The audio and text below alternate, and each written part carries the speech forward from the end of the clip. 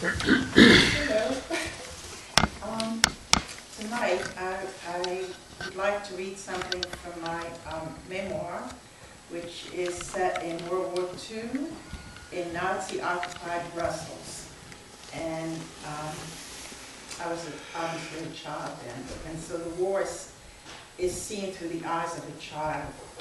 And this particular story, it's a group of short stories.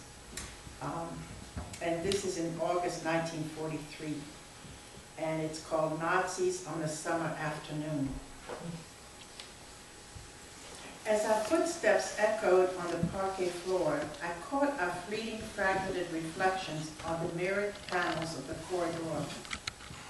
Holding my hand, my mother led me to the other end of the penthouse, to the blue room, my grandmother's boudoir, where the August afternoon sunlight filtered through gauze panels over the French doors, leading to a narrow balcony. With its blue velvet daybed, this room was lined with built-in mirrored armoires. Centered in the room, a square table covered with an embroidered cloth was laden with various bottles and jars. It was immaculate. Today was another formal visit with my parents for the usual Sunday dinner at my paternal grandparents' where children should be seen and not heard, was the motto. My mother propped some pillows and helped me climb on the daybed. She unfolded a shawl and placed it over me. Oh, voila, look at your new book. Soon you'll be sleepy. Enjoy a nap. Then I'll be back. Sois sage, be good. She turned away and left. Through the closed door, sounds of her footsteps continued, until reaching the end of the corridor, she rejoined the grown-ups in the salon. After I glanced through my picture book, bored, not sleepy, I climbed down to inspect my grandmother's dressing table. Without anyone around, I did the forbidden thing and touched her jars of cream, bottles of lotions, rose water, the perfume bottle with its flower glass stopper, the powder box. I couldn't resist the signet feather puff and tickled the tip of my nose with it. After opening several jars to decide which smelled the best, I became confused as to which top went to what.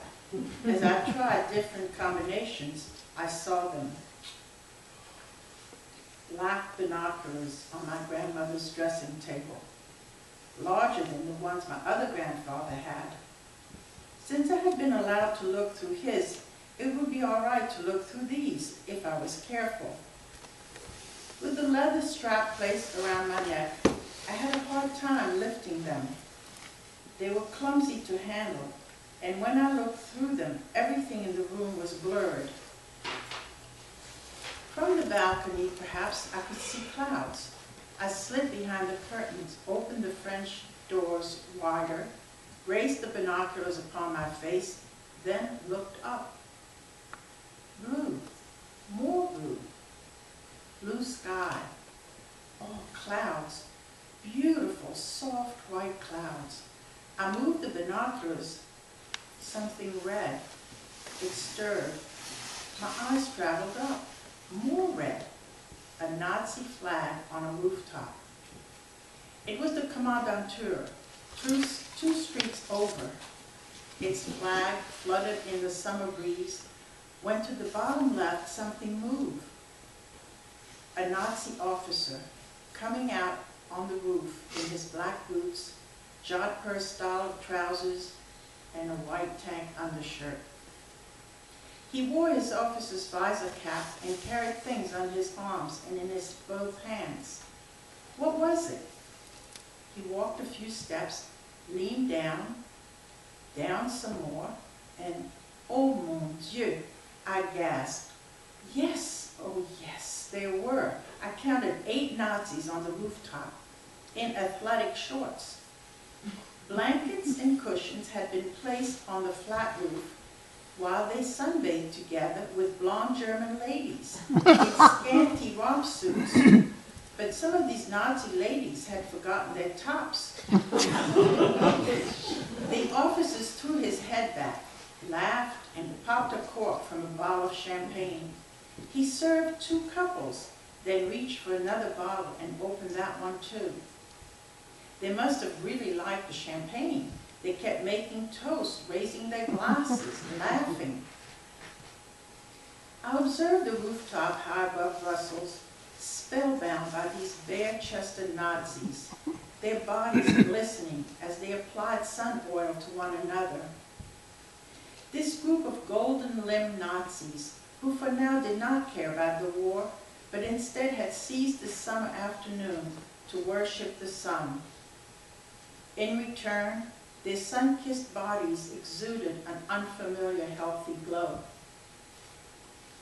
But on this same Sunday afternoon, in the streets below, people were worn, morose, pale, and gray. Filled with fear, they could not think about or even dare to sunbathe. The Nazis were different.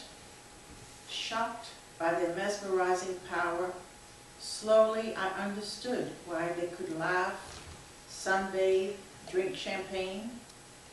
They were superior, and they owned us. Stunned by this revelation, the leather strap still around my neck, I stepped back inside when the door opened. Too late. It was my grandfather.